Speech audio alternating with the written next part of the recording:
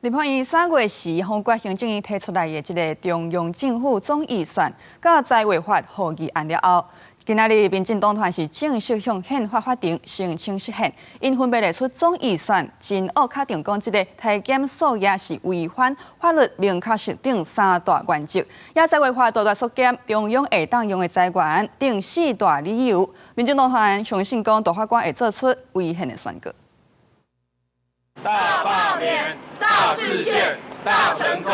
过去宪法法庭上架，民进党团即摆对财委法甲114年度总预算提出释宪申请，分别提出总预算案无法度确定删减数额，违反法律明确设定3大违宪理由。财委法是大幅缩减中央应用财源等4大原因，暗过无提出暂时处分。总预算违宪，第一个很重要，它违反了。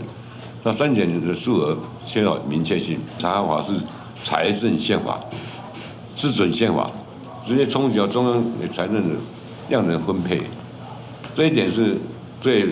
违宪最严重的部分。我们认为大法官应该可以做违宪的审判。民进党团总调郭建民认为，那宪法法庭宣判总预算案违宪，会依照行政院送出的便利情形全部使用，亲像被删除的半部台电1000亿的预算也应生效。只要他们认为不喜欢的修法，他们通通拿大法官来做助权。我们现在呢，在立法院也在排审相关的